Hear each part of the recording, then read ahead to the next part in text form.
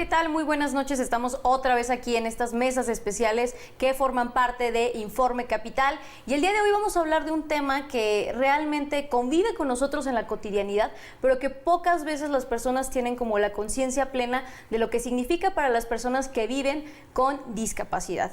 Para hablar de eso, el día de hoy nos acompañan Nara Gabriela Pérez Mercado, psicoterapeuta y activista por los derechos de las personas con discapacidad, y Karen Rodríguez, vocera del Movimiento de Personas con Discapacidad.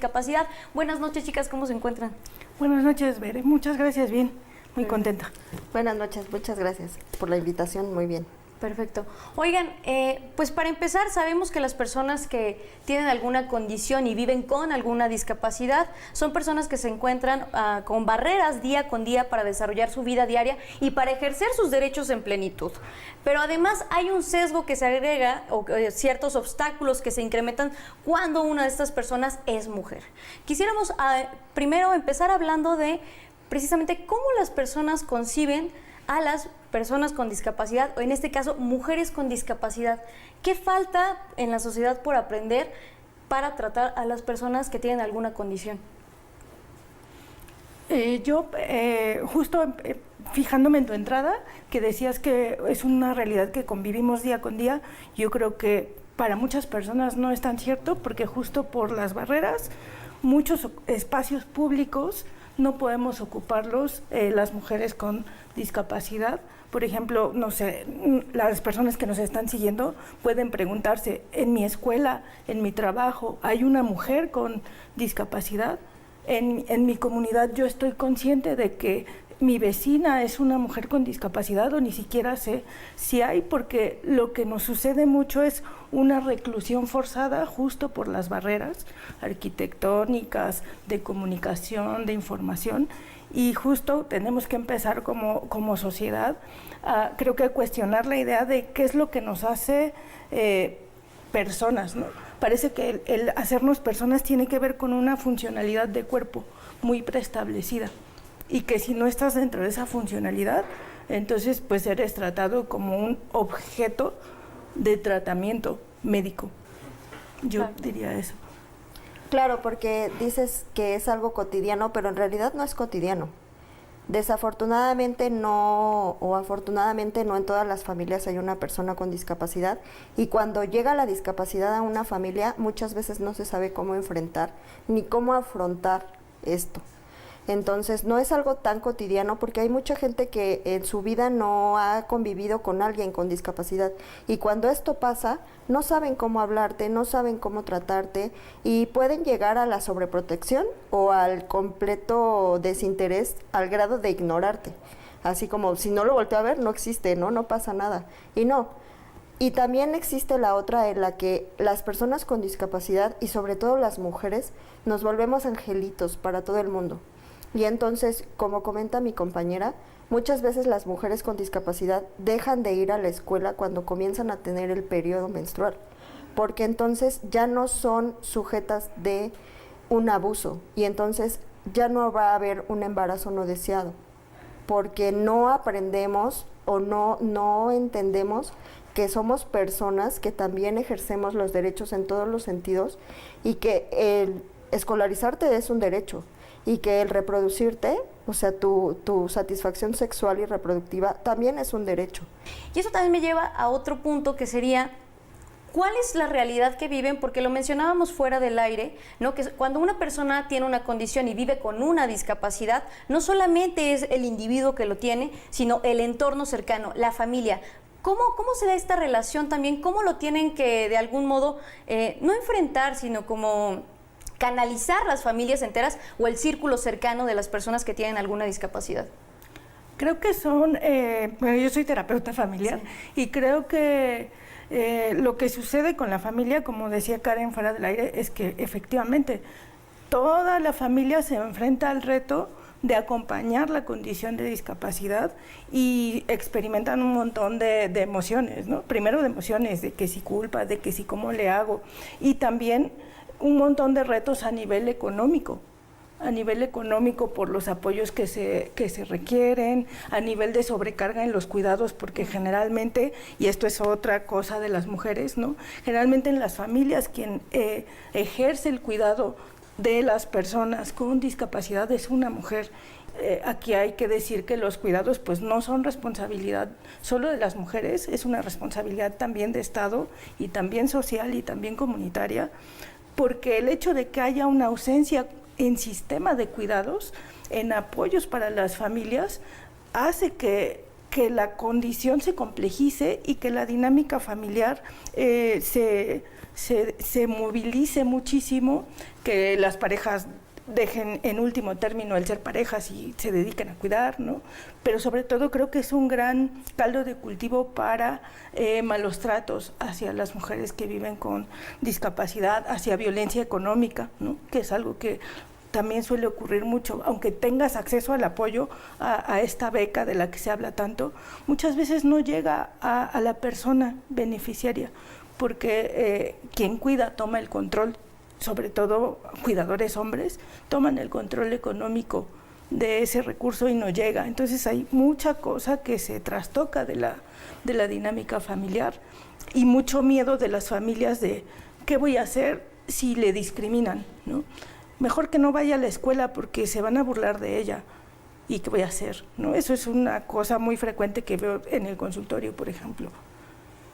¿Cómo romper los estigmas que hay hacia las personas con discapacidad, enfocados sobre todo, porque hay estigmas específicos que caen más sobre las mujeres, ¿no? ¿Cómo enfrentar esto? Y sobre todo pensando en el tema desde las infancias, desde que somos niñas, ¿cómo empoderar a las niñas, ¿no? Para romper con esto? Y también como papás, ¿qué cosas no tendrían que perder de vista para poder precisamente quitar estos miedos y en vez de solamente sobreproteger, acompañar y es más, o sea, exigir que se creen estas condiciones en la sociedad como tal? Yo creo que es un tema muy complejo. Yo tuve la fortuna de crecer en una familia que me enseñó desde muy pequeña. Yo adquirí la lesión medular al 1 año y medio de nacida, que me enseñó desde muy pequeña que junto con mi hermano, que en ese momento solo tenía un hermano, que yo podía hacer exactamente lo mismo que todos los demás, que probablemente me iba a costar más trabajo, pero que iba a poder lograrlo, y en aras de eso es que yo construí mi vida y he logrado todo lo que he querido lograr, porque tuve ese privilegio, y debo de nombrarlo así porque eso es. No todos tienen el privilegio de nacer en una familia que cree en ti de esa manera, que te trata como un ser humano y no como una persona enferma. A mí sí me decían, ok, te duele, te sientes mal, ok, tómate un momento y después continúa, ¿no? O sea, en cuanto a la cuestión económica, me parece que es muy importante recalcar que si bien es cierto que muchas veces el apoyo no llega a quien debe de llegar, que es a la persona beneficiaria, también hay muchísimos gastos que no se sabe de dónde cubrir, porque el Estado debería de proveer ciertas cosas como medicamentos en todos los hospitales, en todos los insumos médicos. A mí me tocó estar el año pasado internada y todos los insumos quirúrgicos para poder operarme se me fueron pedidos. Y el empoderamiento yo creo que viene en cuanto a tratarte como una persona y enseñarte que eres una persona antes que una discapacidad, antes que una silla de ruedas, antes que un bastón, y hacerte respetar desde la persona que eres y no desde la forma en la que te mueves. Claro. Quisiera llegar a otro punto que es muy fuerte y que, o sea, las mujeres sufren violencia de género, ¿no? Pero obviamente esta posibilidad se incrementa más, ¿no? Cuando una persona vive con una discapacidad. ¿Cómo han percibido ustedes esto en cuestiones de socialización? O sea, también la gente cómo lo maneja a nivel de la sociedad en general. Una parte muy importante de saber es que si yo quiero ofrecerte apoyo, la primera cosa que tengo que hacer es preguntarte, ¿necesitas apoyo? ¿Qué clase de apoyo necesitas? ¿No? O sea, si yo voy a cruzar la calle, a veces me quieren ofrecer apoyo, pero me agarran de este brazo con el que agarro el bastón, entonces no puedo moverme. No, al contrario. Sí. Entonces, ¿qué necesitas? Es verte como persona y poder preguntarte y respetar tu autonomía, ¿no? Porque muchos de los cuidados o apoyos que a veces la gente con buena intención nos quiere ofrecer, lo ofrecen porque creen que es lo que necesitamos, pero a veces eso nos puede colocar en riesgo. Y eso creo que es muy importante aprenderlo. Y la violencia, sí, efectivamente. El Fondo de Población de Naciones Unidas dice que las niñas con discapacidad tienen 4 veces más probabilidad de sufrir violencia que una niña sin discapacidad, porque lo puede vivir en su familia y en su entorno inmediato, porque puede venir del equipo médico, ¿no? Hay muchos reportes de violencia sexual venida del equipo médico, porque lo puede vivir en el entorno comunitario, porque se incrementa ese riesgo porque no hay una educación para las personas con discapacidad, no hay una educación sexual, hay esterilizaciones forzadas y demás, pero no hay educación sobre tu cuerpo, sobre tu placer, no hay educación sexual para una relación buena con tu cuerpo y para el placer, y eso nos coloca en mucho factor de riesgo.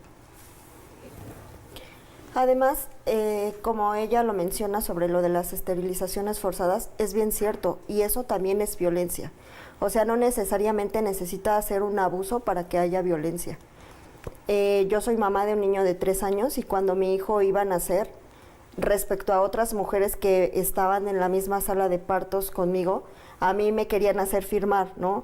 Consentimientos de histerectomía, de salpingoclasia, porque pues qué iba a pasar si yo me volví a embarazar y me moría, ¿no? Por el embarazo o había alguna complicación, entonces iba a dejar a mi hijo que iba a nacer en ese momento y a otro nuevo o yo me iba a morir con el nuevo bebé o cualquier cosa, algo que ni siquiera estaba pasando en ese momento, ¿no?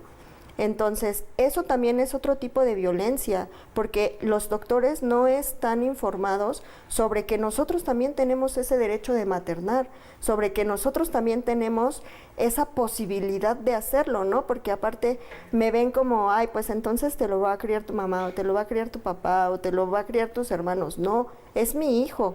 Y es mi responsabilidad y yo soy quien lo va a educar y yo soy quien lo va a criar. En muchas cosas necesitaría ayuda, pues sí, porque yo no lo puedo enseñar a caminar, por ejemplo, ¿no? Pero eso no quiere decir que la responsabilidad no sea mía y que la decisión no haya sido mía. Entonces, todo eso es violencia.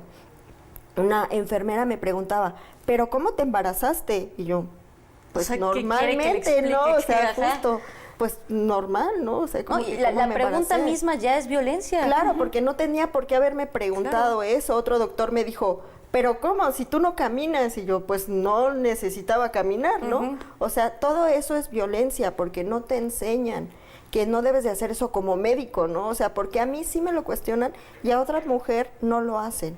O sea, desde ahí, y también que los padres nos enseñen a darnos el valor de decir no quiero. Claro. Oigan, nos quedan un par de minutos solamente para ya cerrar la conversación. ¿Qué podemos hacer como sociedad, ¿no? Para realmente presionar a que haya cambios sustanciales para que sean mejores condiciones para las mujeres que viven con discapacidad, ¿no? Rápidamente, un minutito para cerrar cada uno. Pues creo que como sociedad informarnos de las iniciativas que hay de las colectivas de mujeres con discapacidad, como el Movimiento de Personas con Discapacidad o Mexicanas con Discapacidad, informarnos y apoyar, firmar las peticiones que se hacen, estar al pendiente de mecanismos de rendición de cuentas, ¿no? Y creo que como sociedad me interesaría mucho como dejar la idea de que el hecho de que las mujeres con discapacidad, las personas con discapacidad, utilicemos o necesitemos apoyos como bastón, como silla, como alguna asistencia personal, eso no significa que se pueda limitar nuestra autodeterminación, nuestra autonomía. Como mencionaban, primero hay que preguntarle al individuo y con base en eso ya podemos tomar ciertas decisiones, pero siempre tomándolo en cuenta. Karen, una conclusión también rápida. Pues lo primero, ¿no? Yo soy Karen, no soy una silla de ruedas, soy una persona, soy una mujer, no me nombres de otra forma porque eso es lo que soy. Y sean empáticos porque en esta ocasión soy yo. Pero la discapacidad no discrimina, la que discrimina es la sociedad. La discapacidad no va a discriminar si es tu hermana, tu mamá, tu prima, tu sobrina o tú mismo. Esa va a decir aquí es y aquí es, no le va a interesar.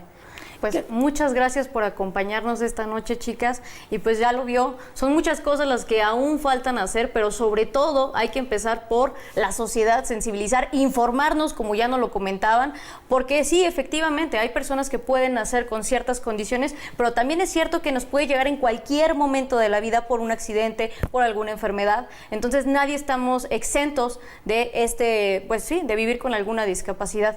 Pues les agradecemos mucho que nos hayan acompañado y esperamos que este programa le llegue mucho a la audiencia que nos está viendo. Les agradecemos que nos vean. Esto es Informe Capital. Nos vemos a la siguiente.